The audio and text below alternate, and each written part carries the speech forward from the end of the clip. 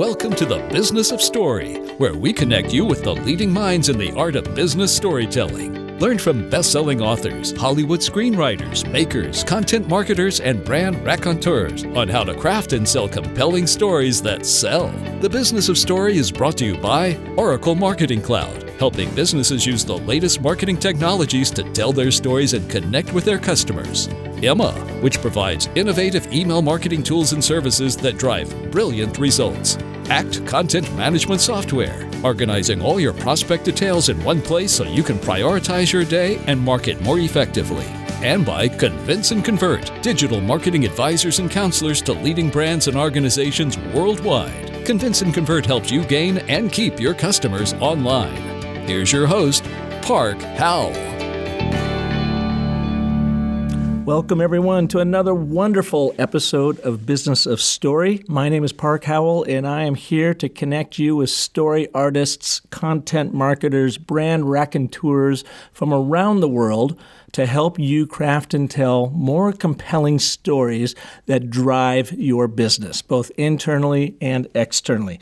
And today we've got a twofer. We've got two folks on our show today, two guests. Chris Moody, who is the content and social marketing guru over at Oracle Marketing Cloud, and his partner in crime, Randy Frisch, who is the co-founder and COO of Uberflip. Now, they don't work together. They're partners in crimes because they both host Content Pros, another amazing podcast that has been here within the family of podcasts on Convince and Convert for over a year and a half, 2 years now. Really an amazing show. If you want to fine-tune your content marketing, understand how to do it, build a strategy behind it, and then understand how best to measure it to make it as impactful as possible, be sure to tune in to Content Pros with Chris and Randy.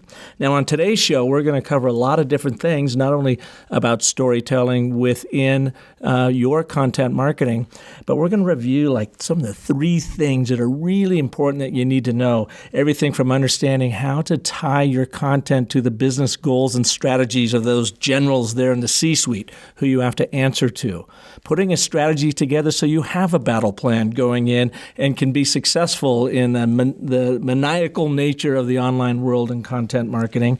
And then the trend of having to be a generalist, having to understand so many things that come across our desks, especially in the content world, to be really good at what we do and tell powerful stories in the process.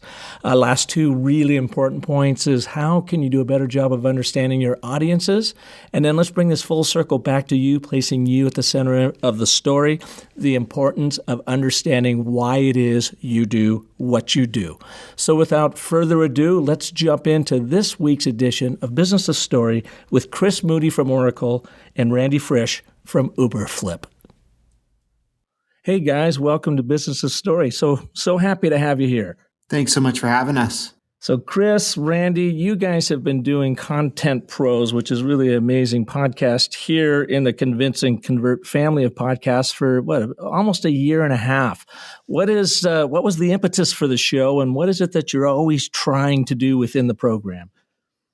Sure. Well, if I can start first, Randy, I'll let you add on to this. I think for me, one of the big things, we run into each other on the event circuit, and that's actually where Randy and I met after we became co-hosts. But we all see each other at marketing events. We travel the country. We have great conversations when we get there. And we're actually all facing similar challenges. And not too many people are talking about what everyone is measuring, how you're trying to accomplish business goals, how you tie your content strategy to business goals. I think we see the stats and we hear people talk about it in the industry, but that was really one of the elements that led to the creation of Content Pros. It was talking to practitioners and sometimes thought leaders, but more so the people actually doing the work and how are they getting this done? What can we learn from them? And Randy, how have you seen the show evolve over the course of the last couple of years? Because our world just seems to be ever changing, especially in content marketing. Yeah, I think to Chris's point, what got me excited to join when Jay reached out was just the reality, as Chris described. It's not just the events. I mean, in my role at Uberflip, part of it is still meeting with customers at this stage and getting to know customers. And I always found, given that we sell to content marketers, that when I'd come back, I'd be dying to sit with our VP of marketing and just like share all these amazing ideas that I just absorbed through a 60-minute, in theory, sales pitch maybe by me, but it almost turns into a brainstorming session. And I think the question was, how can I get more involved in hearing more of those without getting out of the office, which I don't do as much these days. So I think, to Chris's point and maybe to your question, I think that everyone's raising their game out there in terms of content. If you go back 3 to 5 years, the big challenge was, how do I create content? Now I think people have realized, okay, well, I've figured out how to create content. How do I raise the game? How do I take it to the next level? And that's where it's been a lot of fun to get, as Chris said, not just the thought leaders, but the actual practitioners who are doing this. Mm-hmm. And Randy, what is Uberflip? Sure. Uberflip came from I guess I should tell a story, right? I mean, this is all well, about it would be appropriate. Telling stories. So what we realized was that, as I said, people started to create content, and then they just said, okay, well, we'll create it and then we'll send it out, right? And then we'll figure out what worked.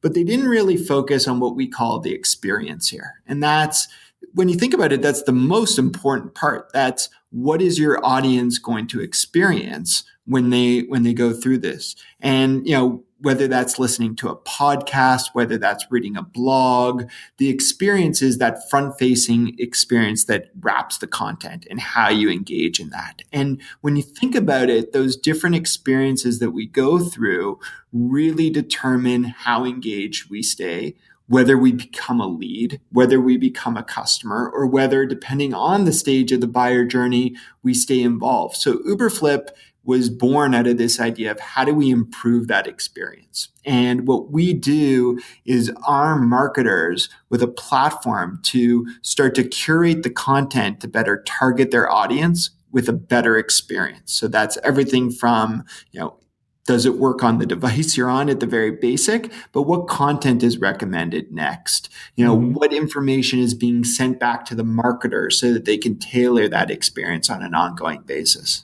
So we tell stories as brand communicators to attract people's attention and get them involved within the story. But what it sounds like then, what you do with Uberflip is you become the usher inside the theater to help usher people through the stories, experience it, and help the storyteller, in this case the brand, understand what's working, what's not working, how many people are using the exits, and how many you want to get to be entering into the conversation or the conversion funnel.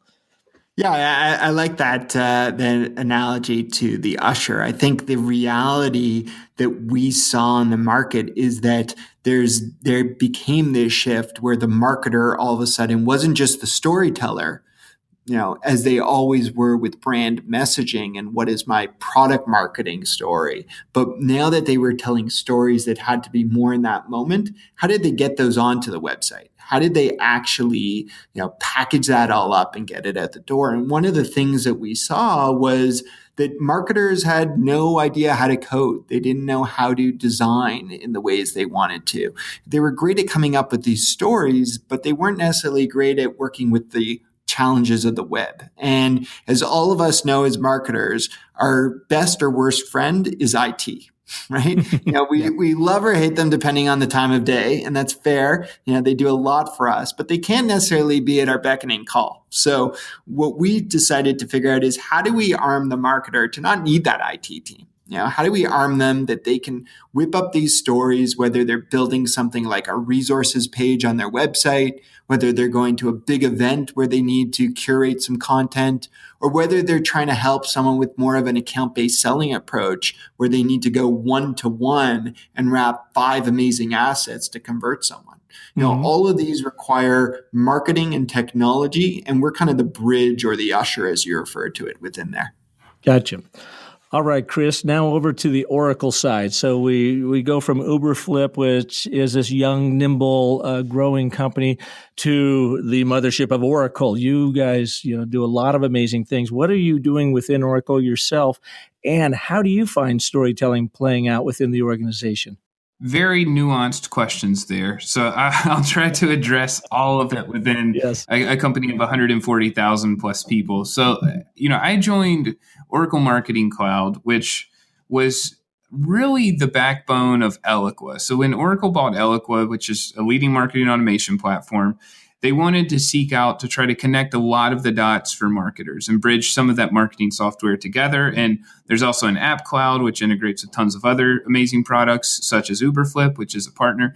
So, we joined from a content marketing software company like Compendium. That's what we did. We tried to better tell stories. We tried to run the blog and really use content as data to map any relevant experience with appropriate content. So that's what we set out to do. But my role, I lead our content and social team. So we're responsible for most of the content that gets created that ends up as a gated asset or the blog or anything that goes to social media. And one of the biggest challenges that we faced was, at first, we told a rather simple story. It was marketing automation and content. And we could tell the story of how they work together and how that's appropriate for marketers.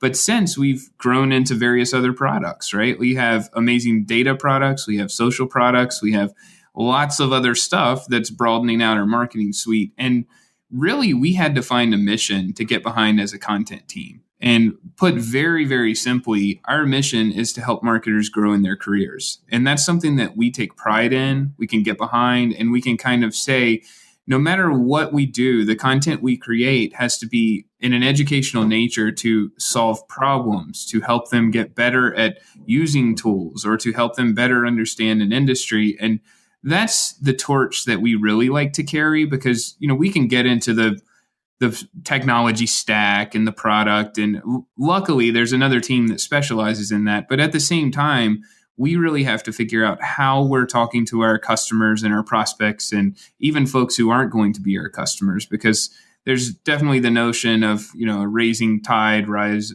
or all boats are raised by a rising tide, right? We're trying to carry the industry along as much as we are ourselves. So that's a big part of the job that we're working to do. Interesting. So I love that mission statement of helping marketers grow in their careers.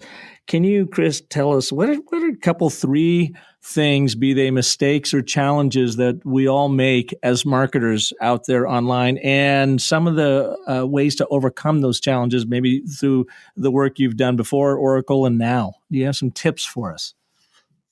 Sure. I think the first one that is a big pet peeve of mine, as marketers, many of us are not very good at understanding business goals and mapping strategies to those goals. So it's very easy for us to get caught up in the work and the activities and all the things we have to do, because there are tons. And we get so consumed by the work that we may not stop and say, hey, wait a minute. If we were actually sitting at that fancy table in the C-suite, would we be talking about this? Would we talk about how many likes we have on Facebook or how many retweets we have on Twitter? Maybe there's a place for that. But at the same time, if we know that we have to increase revenue or we have to increase brand share of voice, there are various strategies we can put against that. So that's the first. I would say trying to really understand business strategy and putting your plans against that. And then you said 3 points. So the second, I think, taking that even down farther to content marketing, we see the Content Marketing Institute marketing prof studies, and still 2 out of 3 marketing teams do not have a documented content strategy. So that number is sitting around 67%. That still baffles me, no matter how much we talk about it, no matter how that number changes. The fact that almost everyone in the world is creating content and 67% of them don't have a strategy for what they're doing, that really scares me, because it could be 1 page or 2 page. So that's another thing I would say to all marketers. And then the third is, don't try to be the master of something for a marketer. And it's a fairly controversial subject, but I think that we're in the day of the generalist, and you have to understand so many things to be a successful marketer. You have to understand how leads progress to sales and how websites work. And like Randy said, most of us may not know how to code or design, but you need to be able to dabble with that if you don't have something like an Uberflip to kind of piecemeal things together. You have to be creative, and you have to embrace failure and understand testing and optimization. And we see so many changes in our industry. I always talk about SEO or SEM, right? we've had all these meetups and tons of amazing professionals. And if you look at how that industry has changed in the last 5 years or last 10 years, literally Google can make one change and put companies out of business. And that's not saying it's a bad thing for Google. That's just how nuanced some of this stuff is. So I think as marketers, we really have to embrace this broader challenge of what we're trying to do and be pretty good at a lot of things versus being completely amazing at one thing. Interesting. My brain always sort of defaults to metaphor and analogy or analogies. And if you look at those 3 points you made, so essentially you're saying that people, marketers in our roles, aren't taking the time to understand the business goals. So we're not understanding what the generals are looking to try to achieve in this battle of content. Number 2, we don't even have a battle plan. We're just out there sort of firing from our hips with content on every possible channel, hoping to see what's going to stick or what's going to work for us. And then number 3, you're saying it is the day and the age of the generalist. So we all, to me anyways, feel like you end up running around with your head cut off a little bit from time to time when you don't have that mastery that you can focus on. But we have so much stuff coming across our table, our chairs, our desks, that it's hard to focus on any one thing. So by default, we become generalists. So with that in mind, Randy, coming back to you, if we're going to survive this battlefield out there, not get our brains blown out, how do we use tools, Uberflip and others, when one of the cautions that I have a lot of times from my listeners is beware of toolopolis. And I've suffered this too, where we get so many tools in place, none of them become effective. How do you recommend folks really streamline their view in using tools to make their content marketing that much stronger? Well, I don't think you're going to expect this answer. I don't think tools are the answer. I think tools fuel a good strategy, to Chris's point, right? And one of the things that we do here, and I'm sure you guys have come across Simon Sinek's content, and if you haven't, or if listeners haven't, Start With Why is an amazing book that really allows you, whether you're figuring out, as Chris alluded to earlier, the vision of your company or the goals of your department, is really to start with why we're here, why we're doing this. And that's something that we do here a lot.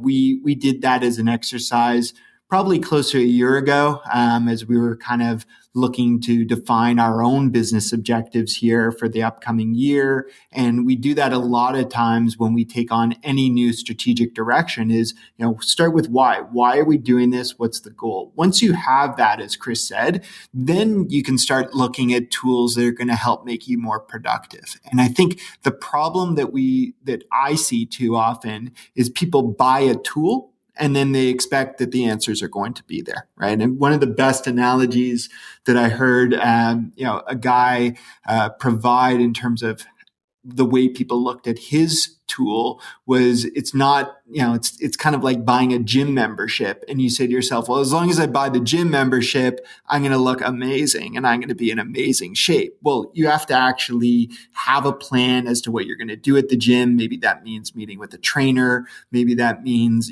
going online and finding a program and then sticking to that program. So I think it's a combination of that strategy and then using that tool to solve the problem. Oh, great. Very, very good point. Well, let's take a break here for a moment for some of our wonderful sponsors, which also includes Oracle Marketing Cloud. Great to have you all on board. And when we come back, let's talk a little bit about how you two approach storytelling in your own lines of work and in your businesses. So we'll be back right after this.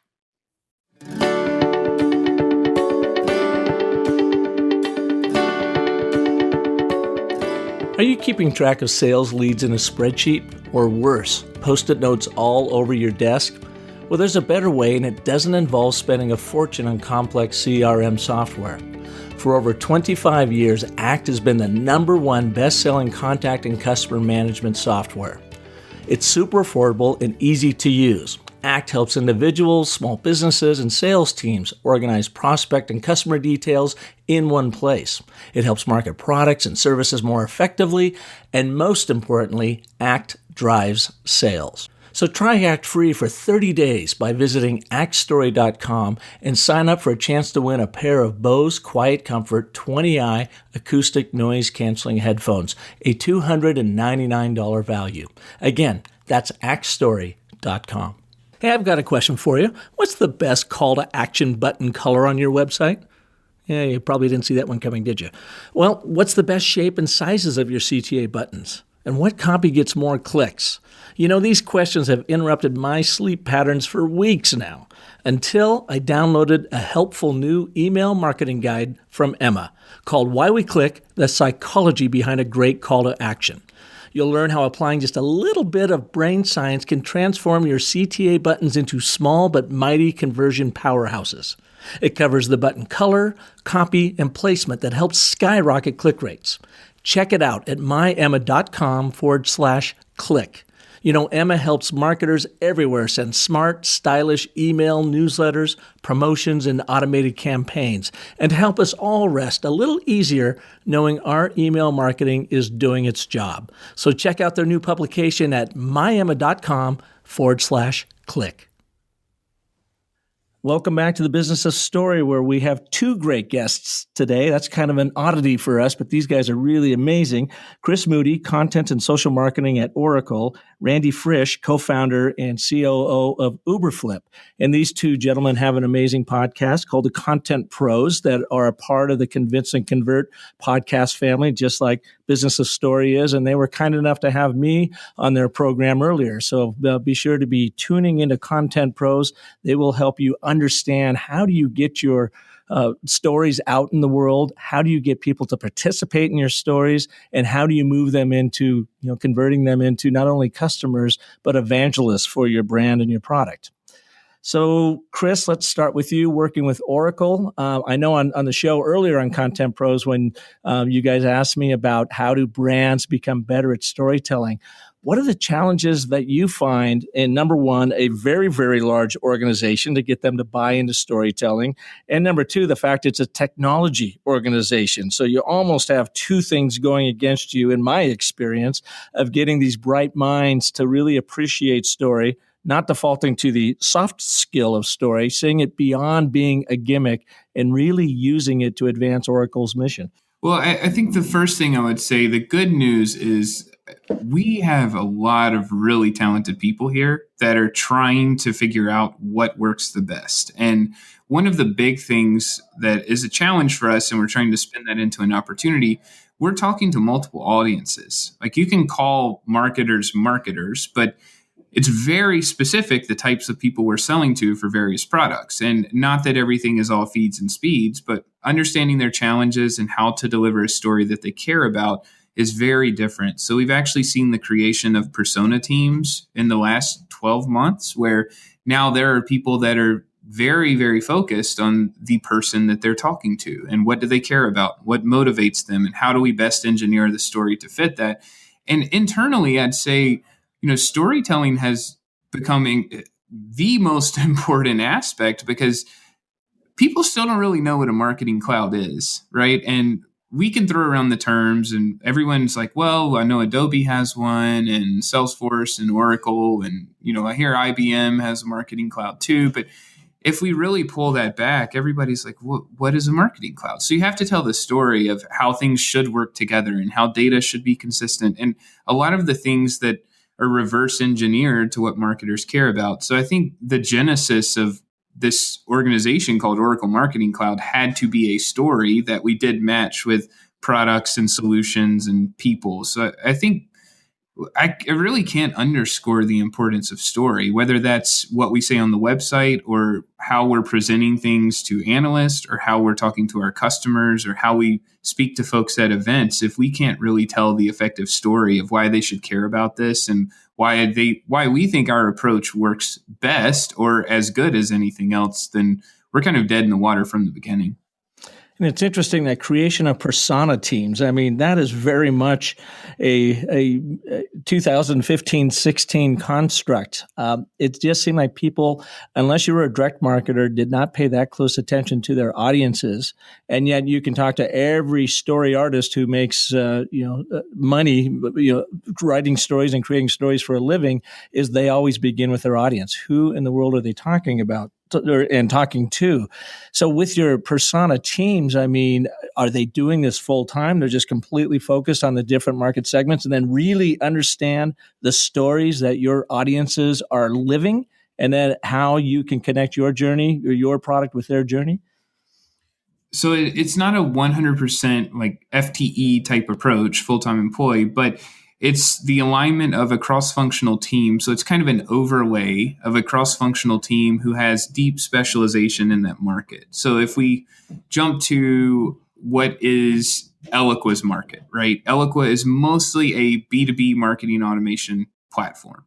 So it's folks that really understand the B2B space and they know how to talk to the marketing practitioner and the VP of marketing and the CMO. And it's trying to figure out what are the differentiation points, what are the things that they really care about, what type of content is performing best at various stages of the funnel, and really going to a level of mastery for that audience that needs a cross-functional approach because it's product marketing, it's the actual folks building the product in some cases, it's sales, it's content, it's social, it's demand, it's all the different organizations that are, spread out at a big company, whereas at a startup, this might be 2 people or 3 people, and you're all talking back and forth. So it's not a full-time employee per se, but it's definitely a specialization and a cross-functional approach.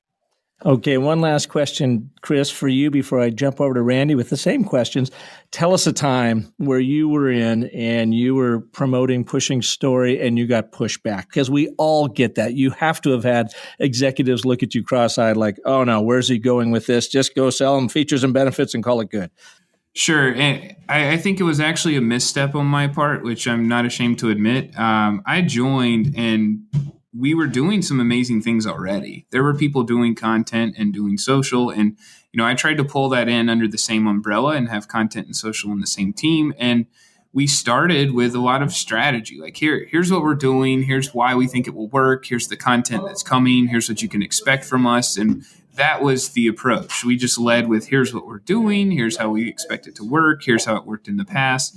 And what I really needed to do was step back and talk about the strategy itself. So I didn't have a documented content strategy. And as much as I preach about that now, I just assumed that everyone would see from the PowerPoint I'm presenting that they know what we're doing. And there was a little pushback, and it came in the form of very specific questions like, well, why? Or isn't this what we've always done? Or why do people care about this topic? And until you have kind of that vision and mission, and here's how we're working against that, and some of the stuff that Randy described earlier, it was really hard for me to tell the story in the proper construct. So now almost every presentation I deliver internally starts with strategy and mission. And it's kind of, here's the overview of what our team is working to accomplish as a whole. And then we dive into the specifics for whatever we're talking about.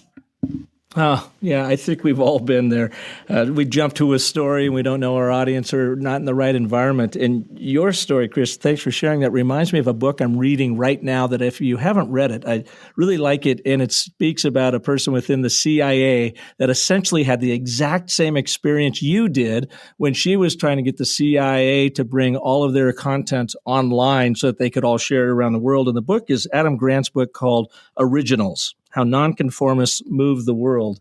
And I literally last night read through that chapter, and it essentially is the same story you just shared there. So really, really good stuff. Now, Randy, let me jump over to you. Now, Chris is working in the very large domain of Oracle and trying to adopt, and push story in there. It sounds like they're doing a really good job with it. Is it easier with, and I'm not going to, I don't know if you guys are still considering yourselves a startup or beyond that. So let us know about Uberflip. But since you are a younger company, how do you embed story in the work you do and getting people to come along with your founder's vision for Uberflip? Yeah, first of all, I know Chris. I'm pretty sure he'd tell you that his team in itself is still operating in startup mode. I think we all try and stick in that startup mode, and I think that's really what helps us stay fresh to our audience. But in terms of your question in that how does storytelling come in? I think the biggest problem that a lot of newer companies or startup companies will often have is that the idea that you're so passionate about, either as a founder or as a member of that team, is one that you understand, that you relate to. But what you need to remember is that the buyer that you're trying to reach out to, in many ways, disruptive technologies are disruptive because it's something that people have been doing in the dumbest way possible for ages, right? And as a result, you need stories. You need to relate to people to get them to realize how broken that was, right? And, some of my favorite stories of disruptive technologies that had to adapt over time are when you look at solutions like DocuSign. I don't know if you know that tool, but it's that e-signature type of tool. Mm-hmm, I mean, right. you look at how long it took for a solution like that to become mainstream and even questionable if it is today.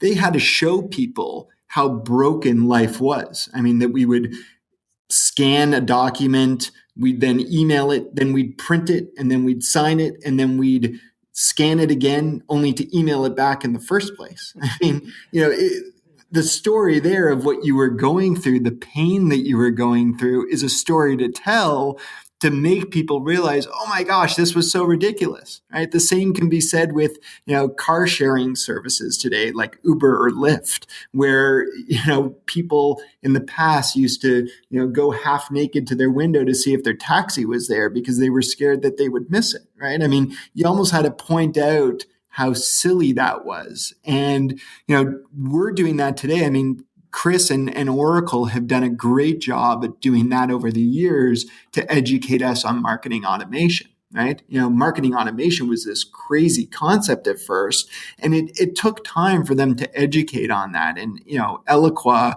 which is a piece of OMC, was one of the first to really do that and set their ground in showing us that there was value in understanding their audience. And that's what we're doing at Uberflip as well. I mean, our biggest struggle is to teach our team that they can't just jump in with the features, as you said, right? As much as they see the value of those features, they first have to start with, why do you need this, right? What are you doing now that's not exactly the way that you do it if you really sat down and thought about it?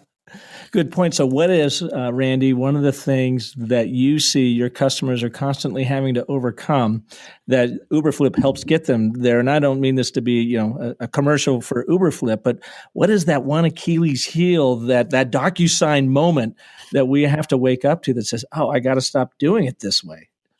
Yeah, no, it's a good question, and we actually have 8 of these things, and I won't pitch you all 8, but I'll give you a couple just to illustrate. But it's really, I think the bigger point, regardless of what my 8 are or what someone's 3 or 10 are, is making sure you arm people with these stories to tell so that they can find the ones that are going to relate to your audience. Now, not all of our 8 will relate to every audience, but some of them that I love to tell a story of is, we talked about how we'll help someone, say, with a resource page on their website, right? So I talk about getting them to think about what the experience is now. And when you go to a lot of people's websites now, whether they have a blog or a hub or a resources page of some sort, quite often that content is organized by format, right? All of our blog is together, then our infographics are together, the videos are together, and so on and so forth.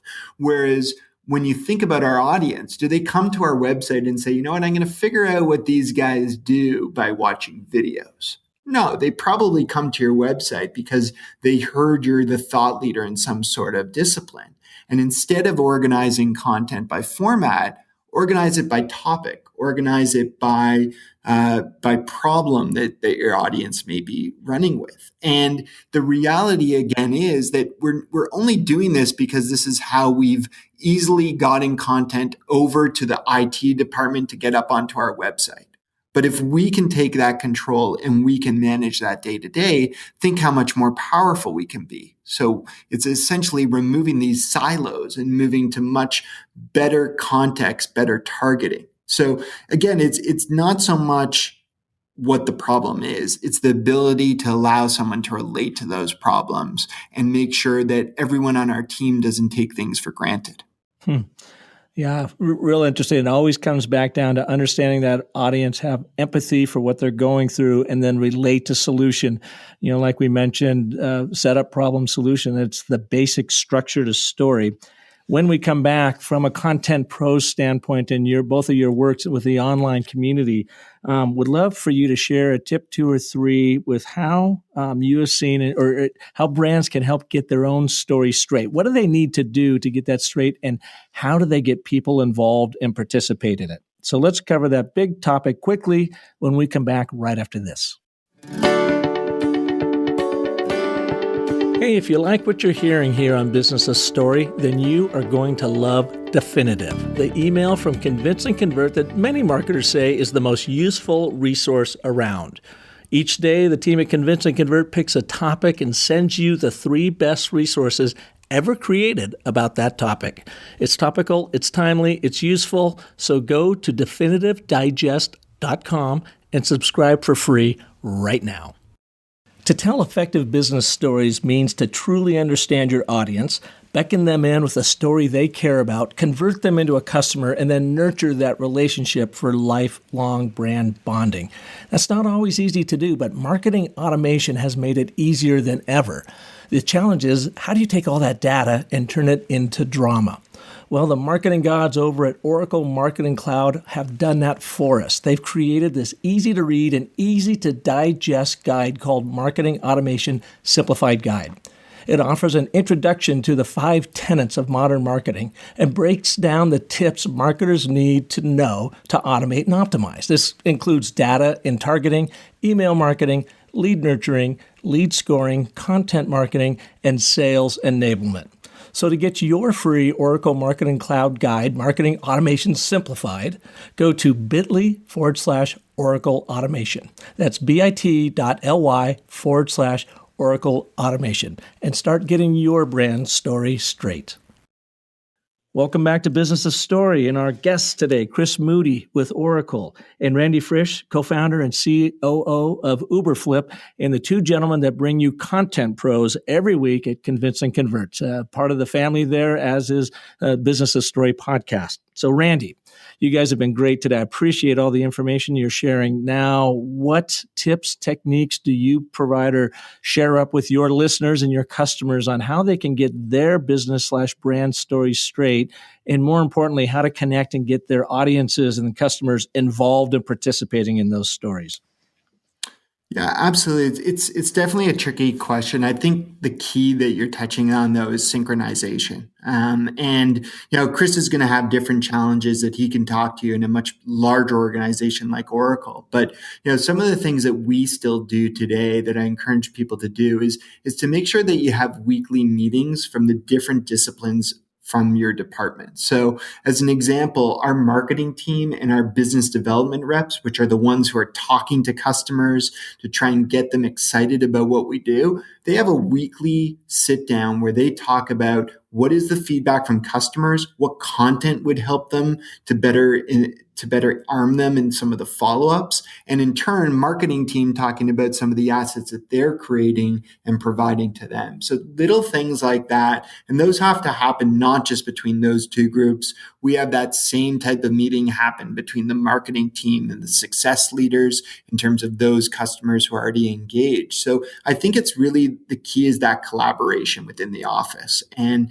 Chris and I have talked a lot about this with each other in the past in terms of how do you really create this collaboration across the office that people are leveraging content, telling the same stories, and everything tied to that.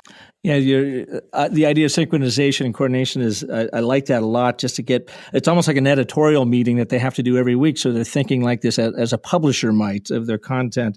And it comes down to understanding the customer. And once one of my clients told me sales is all about finding the hurt, amplifying the pain, and healing the wound. In essence, you can do that with your stories. What are their pain points? Amplify what's going to happen if they don't do something about them, and then share them, realistic ways to get around that. And oh, by the way, being the storytelling geek I am, that's a perfect 3-act play: setup, problem, resolution. So, with that, Chris, let's jump over to Oracle. What is your advice for our listeners on how to get their story straight, and how do they get people to involve, to engage and participate in them?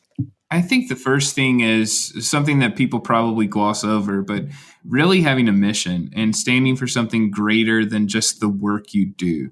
And that was really important for us because, Randy alluded to this, we do try to treat it like a startup within a huge company. And we function much like an agency too, across content and social. So we do have quite a bit of control over what we do and flexibility to be creative there, which is great. But at the same time, we really need everyone to be bought in on what we're working to accomplish. And I think it's a noble cause to care about the marketers using our products or considering the use of our products. And I think we can all agree that if you're really successful mapping marketing tools to your business strategy, if you leave for another company and you have the control to pick what you're using, you're probably going to go with what's worked. And that's a big part of that mission. It's to say, if we really build trust and rapport with these folks, they're going to pull us with them wherever they go. And, that's something that is carried across a lot of the organization. And we still have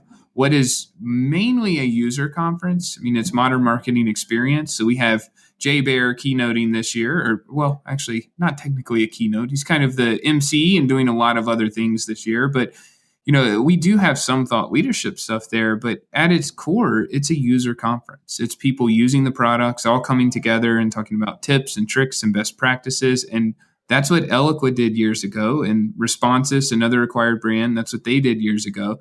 And it's really a place where everyone can come together and get better at what they do and talk about what's working and what isn't. And I don't think you can fake that. And that's the big part of story, right? Like there's only so much we can control. The narrative will be controlled by what everyone else is saying. So if we're not authentic and genuine with our approach there, it's just me kind of making stuff up as I go. And we know that only carries you so far. I mean, that will get sniffed out pretty quickly. So final question for both of you. You both have touched on this idea of vision, mission, understanding your Simon Sinek, why you do what you do story.